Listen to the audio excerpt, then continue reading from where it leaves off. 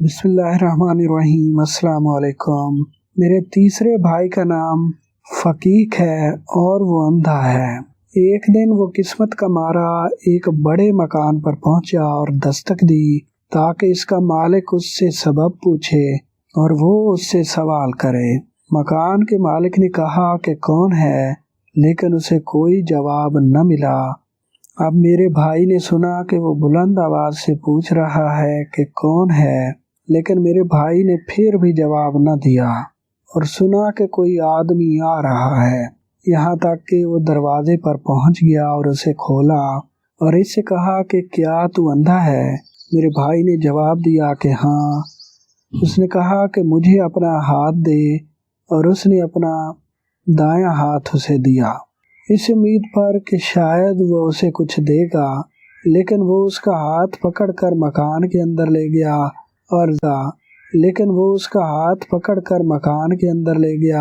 اور زینے پر چڑھتے چڑھتے سب سے اوپر کی منزل پر پہنچ گیا۔ اور میرا بھائی اپنے دل میں کہہ رہا تھا کہ یا تو وہ اسے کھانا کھلائے گا یا کچھ بھیک دے گا۔ جب وہ سب سے اوپر پہنچ چکا تو اس نے کہا کہ وہ اندھے کیا چاہتا ہے؟ اس نے جواب دیا کہ خدا کے لیے کچھ دے۔ اس نے کہا کہ خدا تجھے زیادہ دے۔ میرے بھائی نے کہا کہ او فلاں، یہ تو نے مجھ سے نیچے ہی کیوں نہ کہا؟ اس نے جواب دیا کہ اس لیے جب میں نے تجھے پہلی بار آواز دی تھی تو نے بھی تو جواب نہیں دیا تھا۔ میرے بھائی نے کہا کہ اس وقت تو میرے ساتھ کچھ بھلائی نہیں کرنا چاہتا۔ اس نے کہا کہ اچھا، مجھے زینے سے نیچے اتار دے۔ اس نے جواب دیا کہ راستہ تیرے سامنے ہے۔ میرا بھائی اٹھ کر آگے بڑھا اور اترتے اترتے یہاں تک پہنچا کہ اس کے اور دروازے کے درمیان میں 20 پوڑیاں باقی رہ گئیں۔ اب اس کا پاؤں پھسلا اور وہ گر کر دروازے کے پاس آ پڑا اور اس کا سر پھٹ گیا اور وہ باہر نکلا اور اسے معلوم نہ تھا کہ کہاں جائے۔ اتنے میں اسے اس کے چند اندھے رفیق مل گئے اور انہوں نے اس سے پوچھا کہ آج تو نے کتنی کمائی کی؟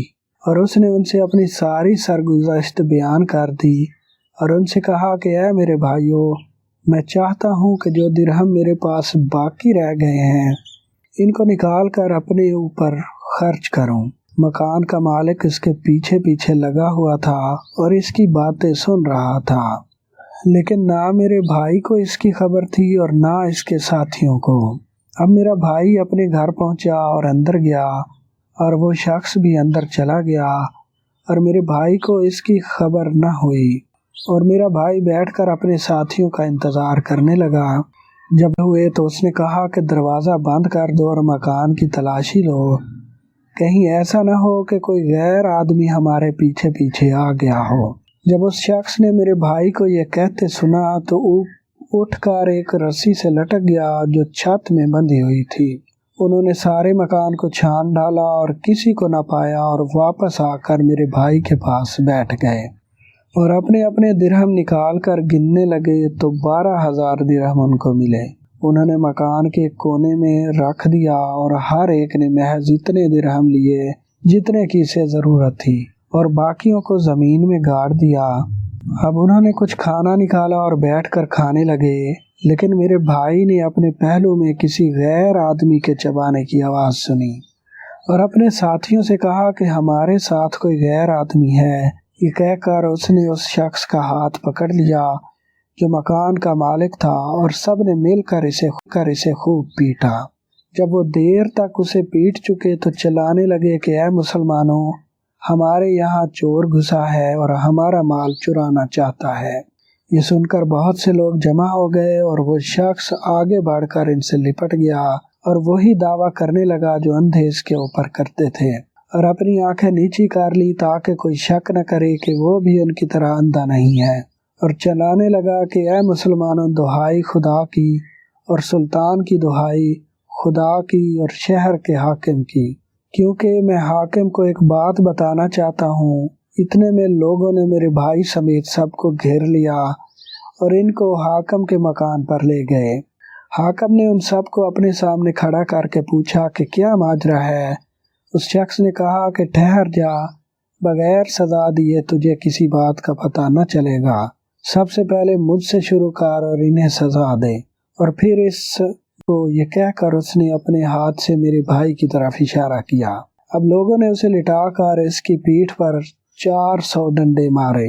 جب کسی قدر مار سے اسے تکلیف ہوئی تو اس نے ایک آنکھ کھول دی، اور جب اور مار پڑی تو دوسری آنکھ بھی کھول دی۔ حاکم نے کہا کہ اے ملعون، یہ کیا حرکت ہے؟ اس نے کہا کہ مجھے جان بخشی کا پروانہ مہر لگا کر دے تو میں سارا وید کھول دوں۔ ہم چاروں اپنے آپ کو اندھا بنا کر زبردستی لوگوں کے پاس پہنچ جاتے ہیں اور مکانوں میں داخل ہو کر عورتوں کا نظارہ کرتے اور ان کو بدراہ کرتے ہیں۔ اس طرح سے ہمارے پاس بڑی دولت جمع ہو گئی ہے جو 12,000 درہم ہے۔ جب میں نے اپنے ساتھیوں سے کہا کہ میرا حصہ 3,000 درہم مجھے دے دو تو وہ اٹھ کر مجھے مارنے لگے اور میرا مال ضبط کر بیٹھے، اور میں خدا کی اور تیری پناہ چاہتا ہوں کہ تجھے میری بات کا یقین آ جائے، لہٰذا ان میں سے ہر ایک کو مجھ سے زیادہ ڈنڈے مار اور وہ اپنی آنکھیں کھول دے گا۔ حاکم نے ان کو مزہ دینے کا حکم دیا اور میرے بھائی سے شروع کیا اور اسے شہتیر سے باندھ کر کہنے لگا کہ اے گناہ گارو، تم خدا کی نعمتوں کا کفران کرتے ہو اور اپنے آپ کو اندھا ظاہر کرتے ہو۔ میرے بھائی نے کہا کہ اللہ، ہم میں سے واللہ کوئی بھی انکھیارا نہیں۔ اب اس پر اتنی مار پڑی کہ وہ بے ہوش ہو گیا۔ حاکم نے کہا کہ اسے ہوش میں آ جانے دو، پھر دوبارہ اسے مارنا۔ پھر اس نے اس کے ساتھیوں کو مارنے کا حکم دیا، ہر ایک کو 300 ڈنڈے، اور انکھیارا ان سے کہتا جاتا تھا کہ آنکھیں کھول دو ورنہ اور مار پڑے گی۔ اب اس شخص نے حاکم سے کہا کہ یہ لوگ آنکھیں تو کھولتے نہیں، لہٰذا کسی کو میرے ساتھ کر دے کہ درہم لے آئے، یہ ڈرتے ہیں کہ کہیں لوگوں میں ندامت نہ ہو۔ حاکم نے درہم منگا کر ان میں سے 3,000 درہم جو اس کا حصہ تھا اسے دے دیا اور باقی کو ضبط کر لیا اور تینوں کو شہر بدر کر دیا۔ اے امیر المومنین، اب میں جا کر اپنے بھائی سے ملا اور حال پوچھا، اور اس نے وہ ماجرا بیان کیا جو میں نے ابھی تجھ سے کیا ہے، اور میں اسے چھپا کر شہر میں لے آیا اور اس کے لیے پوشیدہ طور سے کھانے پینے کا انتظام کر دیا۔ خلیفہ میرا قصہ سن کر ہنسا اور کہنے لگا اسے انعام اکرام دے دیا جائے۔